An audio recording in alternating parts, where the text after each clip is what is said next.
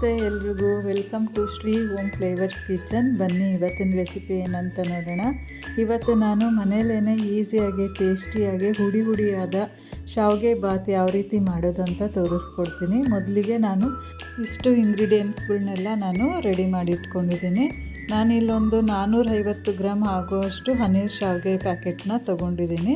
ಅದಕ್ಕೀಗ ಸ್ವಲ್ಪ ಹಸಿಮೆಣ್ಸಿನ್ಕಾಯಿನೂ ಕೂಡ ತೊಗೊಂಡಿದ್ದೀನಿ, ನಿಂಬೆಹಣ್ಣು ತೊಗೊಂಡಿದ್ದೀನಿ, ಸ್ವಲ್ಪ ಕೊತ್ತಂಬರಿ ಸೊಪ್ಪು, ಈರುಳ್ಳಿ, ಅರಿಶಿನ ಪೌಡರು, ಹಾಗೆ ಉಪ್ಪಿನ ಪುಡಿ, ಕಡಲೆಕಾಯಿ ಬೀಜ, ಹಾಗೆ ಒಗ್ಗರಣೆಗೆ ಬೇಕಾಗಿರೋಷ್ಟು ಗೋಡಂಬಿ, ಕಡಲೆಬೇಳೆ, ಉದ್ದಿನಬೇಳೆ, ಸಾಸಿವೆ, ಸ್ವಲ್ಪ ಕರಿಬೇವು, ಇಷ್ಟು ಇಂಗ್ರೀಡಿಯೆಂಟ್ಸ್ನ ತೊಗೊಂಡಿದ್ದೀನಿ. ಮತ್ತು ಇದಕ್ಕೆ ಎಣ್ಣೆ ಸ್ವಲ್ಪ ತೊಗೊಳ್ತೀನಿ.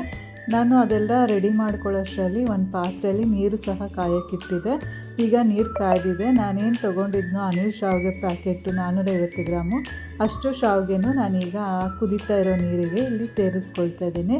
ಇದೆಲ್ಲ ಈ ರೀತಿ ಸೇರಿಸಾದ್ಮೇಲೆ ಇದನ್ನು ನೀಟಾಗಿ ಒಂದು ಸರಿ ಮಿಕ್ಸ್ ಮಾಡ್ಕೊಳ್ಳೋಣ. ಶಾವಿಗೆಯಲ್ಲಿ ಸ್ವಲ್ಪ ಗಂಟು ರೀತಿ ಇರುತ್ತೆ, ಸೊ ಅದೆಲ್ಲನೂ ಬಿಡಬೇಕು. ಸೊ ಅದಕ್ಕೋಸ್ಕರ ನಾನಿಲ್ಲಿ ಮಿಕ್ಸ್ ಮಾಡ್ಕೊಳ್ತಾ ಇದ್ದೀನಿ. ಇದೆಲ್ಲ ನೀಟಾಗಿ ಈ ರೀತಿಯಾಗಿ ಮಿಕ್ಸ್ ಮಾಡ್ಕೊಂಡಿದ್ದಾದಮೇಲೆ ಇದಕ್ಕೆ ನಾನು 1.5 ಟೇಬಲ್ ಸ್ಪೂನ್ ಆಗುವಷ್ಟು ಎಣ್ಣೆನೂ ಸಹ ನಾನಿಲ್ಲಿ ಸೇರಿಸ್ಕೊಳ್ತಾ ಇದ್ದೀನಿ. ಈ ರೀತಿ ಈಗ ಎಣ್ಣೆ ಸೇರಿಸ್ಕೊಳ್ಳೋದ್ರಿಂದ ಶಾವಿಗೆ ಎಲ್ಲೂ ಸ್ಟಿಕ್ಕಿ ಆಗಲ್ಲ, ಹುಡಿಯಾಗಿ ಉದ್ರಾಗೆ ಆಗುತ್ತೆ.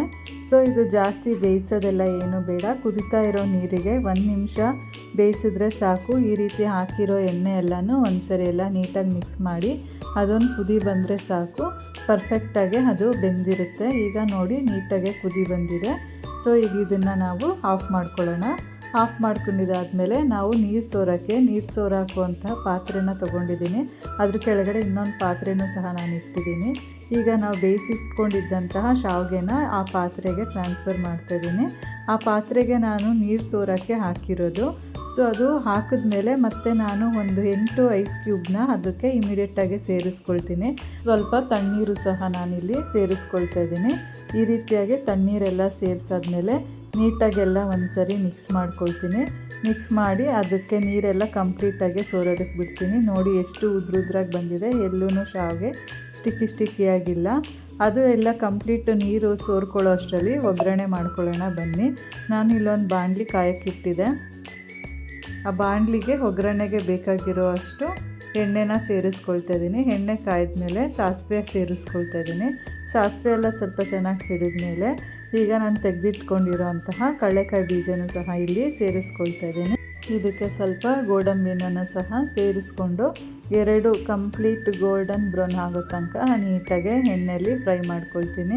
ಇದೇ ರೀತಿ ಕೈ ಬಿಡ್ದಿರ ಇದನ್ನು ಫ್ರೈ ಮಾಡ್ಕೊಳ್ತಾ ಇದ್ದರೆ ಅದು ನೀಟಾಗಿ ಎಲ್ಲೂ ಸೀದಿರ ಗೋಲ್ಡನ್ ಬ್ರೌನ್ ಆಗುತ್ತೆ. ಈಗ ಇದು ಗೋಲ್ಡನ್ ಬ್ರೌನ್ ಆಗಿದೆ. ಇದಕ್ಕೀಗ ನಾನು ನೆಕ್ಸ್ಟು ಕಡಲೆಬೇಳೆನ ಸೇರಿಸ್ಕೊಳ್ತಾ ಇದ್ದೀನಿ. ಕಡಲೆಬೇಳೆ ಸೇರಿಸಾದ್ಮೇಲೆ ನೆಕ್ಸ್ಟ್ ನಾನು ಇದಕ್ಕೆ ಸ್ವಲ್ಪ ಉದ್ದಿನಬೇಳೆನೂ ಸಹ ಇಲ್ಲಿ ಸೇರಿಸ್ಕೊಳ್ತೀನಿ. ಸೇರಿಸಾದ್ಮೇಲೆ ನೀಟಾಗಿ ಇದನ್ನೆಲ್ಲನೂ ಗೋಲ್ಡನ್ ಬ್ರೌನ್ ಬರೋ ತನಕ ಇದನ್ನು ಫ್ರೈ ಮಾಡ್ಕೊಳ್ತೀನಿ. ಈ ರೀತಿಯಾಗಿ ಫ್ರೈ ಮಾಡ್ಕೊಳ್ಳೋಣ. ನಿಧಾನಕ್ಕೆ ಮೀಡಿಯಮ್ ಫ್ಲೇಮಲ್ಲೇ ಇದನ್ನು ಫ್ರೈ ಮಾಡ್ಕೊಳ್ಳೋಣ.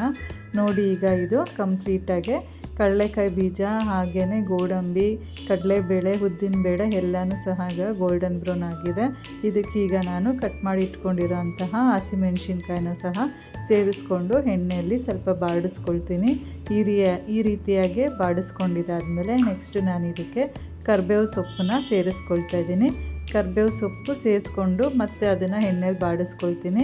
ನೆಕ್ಸ್ಟ್ ನಾನು ಇದಕ್ಕೆ ಕಟ್ ಮಾಡಿ ಇಟ್ಕೊಂಡಿರೋಂತಹ ದೊಡ್ಡ ಸೈಜ್ ಆಗುವಂತಹ ಈರುಳ್ಳಿ 1 ಇಲ್ಲಿ ನಾನು ಕಟ್ ಮಾಡಿ ಇಟ್ಕೊಂಡಿದ್ದೆ. ಆ ಈರುಳ್ಳಿನ ಈಗ ಸೇರಿಸ್ಕೊಂಡು ಎಣ್ಣೆಯಲ್ಲಿ ಅದರ ಹಸಿ ವಾಸನೆ ಎಲ್ಲ ಹೋಗಿ ಈರುಳ್ಳಿಲಿರೋ ನೀರೆಲ್ಲನೂ ಸಹ ಬಿಟ್ಟು ಉದ್ರಾಗೆ ಆಗೋ ತನಕನೂ ಇದನ್ನು ಬೇಯಿಸ್ಕೊಳ್ತೀನಿ. ಈ ರೀತಿ ಎಲ್ಲ ಬೆಂದು ಎಣ್ಣೆ ಎಲ್ಲ ಬಿಟ್ಟಿದೆ ನೋಡಿ. ಈ ಟೈಮಲ್ಲಿ ನಾನು ಇದಕ್ಕೆ ಸ್ವಲ್ಪ ಅರಿಶಿನ ಪೌಡರ್ನ ಸಹ ಸೇರಿಸ್ಕೊಳ್ತಾ ಇದ್ದೀನಿ. ಹಾಗೆ ನೆಕ್ಸ್ಟ್ ನಾನು ಸ್ವಲ್ಪ ರುಚಿಗೆ ತಕ್ಕಷ್ಟು ಉಪ್ಪು ನಾನು ಸಹ ಸೇರಿಸ್ಕೊಳ್ತಾ ಇದ್ದೀನಿ. ಈ ರೀತಿ ಉಪ್ಪು ಅರಿಶಿನ 2 ನಾನು ಸೇರಿಸಿದ್ಮೇಲೆ ಮತ್ತೆ ಇದನ್ನೆಲ್ಲ ನೀಟಾಗಿ ಎಣ್ಣೆಯಲ್ಲಿ ಫ್ರೈ ಮಾಡ್ಕೊಳ್ತೀನಿ. ನೀಟಾಗೆಲ್ಲ ಮಿಕ್ಸ್ ಮಾಡ್ಕೊಂಡು ಬರ್ತಾಯಿದ್ದೀನಿ. ಈ ರೀತಿಯಾಗಿ ಎಣ್ಣೆಯಲ್ಲಿ ನೀಟಾಗಿ ಫ್ರೈ ಮಾಡ್ಕೊಳ್ಳೋಣ. ಇದೆಲ್ಲ ಈಗ ಎಣ್ಣೆಲಿ ನೀಟಾಗಿ ಫ್ರೈ ಆಗಿದೆ. ಇದಕ್ಕೀಗ ನಾವೇನು ಸೋರಕ್ಕೆ ಬಿಟ್ಟಿದ್ವೋ ಶಾವಿಗೆನ ಅದನ್ನು ಈ ಟೈಮಲ್ಲಿ ಸೇರಿಸ್ಕೊಳ್ತಾ ಇದ್ದೀವಿ. ನೋಡಿ, ನಾವು ಸೋರಕ್ಕೆ ಬಿಟ್ಟಿರೋಂತಹ ಅಷ್ಟು ಶಾವಿಗೆನೂ ಸಹ ನಾವಿಲ್ಲಿ ಸೇರಿಸ್ಕೊಳ್ತಾ ಇದ್ದೀವಿ. ಈ ರೀತಿಯಾಗಿ ಎಲ್ಲ ಶಾವಿಗೆನೂ ಸೇರಿಸ್ಕೊಂಡಿದ್ದಾದಮೇಲೆ ಇದನ್ನು ನೀಟಾಗಿ ಒಂದು ಕಡೆಯಿಂದ ಮಿಕ್ಸ್ ಮಾಡ್ಕೊಳ್ತಾ ಬರೋಣ. ಈ ರೀತಿಯಾಗಿ ಮಿಕ್ಸ್ ಮಾಡೋದ್ರಿಂದ ತುಂಬ ಉದ್ರುದ್ರಾಗಿರುತ್ತೆ ಶಾವಿಗೆ, ಎಲ್ಲೂ ಸ್ಟಿಕ್ಕಿಯಾಗಿ ಅನಿಸೋದಿಲ್ಲ. ನಾನು ಹೇಳ್ಕೊಟ್ಟಿರೋ ಮೆಥಡಲ್ಲಿ ನೀವು ಮನೆಯಲ್ಲಿ ನಾಳೆನೇ ಈ ಶಾವಿಗೆನ ತರಿಸ್ಕೊಂಡು ಡೆಫಿನೆಟ್ಟಾಗಿ ಟ್ರೈ ಮಾಡಿ. ಉದ್ರುದ್ರಾಗಿ ಹಾಗೂ ಮನೆ ಜನ ಎಲ್ಲ ಮತ್ತೊಮ್ಮೆ ಮಾಡು ಅಂತ ಕೇಳಿಕೊಂಡು ಈ ರೆಸಿಪಿನ ಮಾಡಿಸ್ಕೊಂಡು ತಿಂತಾರೆ. ಇದಕ್ಕೀಗ ನಾನು ಕಂಪ್ಲೀಟಾಗಿ ಒಂದು ನಿಂಬೆಹಣ್ಣಿನ ರಸನ ಇಲ್ಲಿ ಸೇರಿಸ್ಕೊಳ್ತಾ ಇದ್ದೀನಿ. ನೆಕ್ಸ್ಟ್ ನಾನು ಈಗ ಇದಕ್ಕೆ ಕಟ್ ಮಾಡಿ ಇಟ್ಕೊಂಡಿರೋಂತಹ ಕೊತ್ತಂಬರಿ ಸೊಪ್ಪನ್ನು ಸಹ ಸೇರಿಸ್ಕೊಳ್ತಾ ಇದ್ದೀನಿ.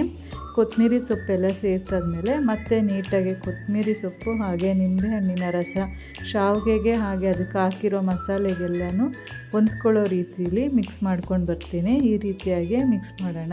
ಇದೆಲ್ಲ ಈಗ ಮಿಕ್ಸ್ ಆಗಿದೆ. ಈ ರೀತಿಯಾಗಿ ಎಲ್ಲ ನೀಟಾಗಿ ಮಿಕ್ಸ್ ಮಾಡ್ಕೊಂಡು ಬಂದಮೇಲೆ ಇದನ್ನು ಜಸ್ಟ್ 2 ಮಿನಿಟ್ಸು ಮೀಡಿಯಮ್ ಫ್ಲೇಮಲ್ಲಿ ಇಟ್ಟು ಸ್ವಲ್ಪ ಬೇಯೋದಕ್ಕೆ ಬಿಡ್ತೀನಿ. ಸೊ ನೋಡಿ, ಈಗ 2 ಮಿನಿಟ್ಸ್ ಆಗಿದೆ. ಪರ್ಫೆಕ್ಟಾದ ಶಾವಿಗೆ ಬಾತ್. ನೀವು ಕೂಡ ನಾಳೆನೇ ಈ ರೆಸಿಪಿನ ಟ್ರೈ ಮಾಡಿ. ಮನೆ ಜನ ಎಲ್ಲ ಮತ್ತೊಮ್ಮೆ ಮಾಡಿಕೊಡು ಅಂತ ಕೇಳ್ತಾರೆ 100%. ಈ ರೀತಿ ನಾನು ಹೇಳ್ಕೊಟ್ಟಿರೋ ಮೆಥಡ್ನ ಫಾಲೋ ಮಾಡಿದರೆ ಎಲ್ಲೂ ಸ್ಟಿಕ್ಕಿ ಆಗೋದಿಲ್ಲ. ಸೂಪರಾಗಿರುತ್ತೆ ಶಾವಿಗೆ ಬಾತು. ನಾಳೆನೇ ಡೆಫಿನೆಟ್ಟಾಗಿ ಈ ರೆಸಿಪಿನ ಟ್ರೈ ಮಾಡ್ತೀರಾ ಅಂದ್ಕೊಳ್ತೀನಿ. ಇದೇ ಥರ ಹೆಲ್ದಿ ಹಾಗೂ ಸಿಂಪಲ್ ಟೇಸ್ಟಿ ರೆಸಿಪಿಗೋಸ್ಕರ ನಮ್ಮ ಚಾನಲ್ನ ಲೈಕ್ ಮಾಡಿ, ಶೇರ್ ಮಾಡಿ, ಸಬ್ಸ್ಕ್ರೈಬ್ ಮಾಡಿ, ಫಾಲೋ ಮಾಡಿ, ಸಪೋರ್ಟ್ ಮಾಡಿ. Thank you.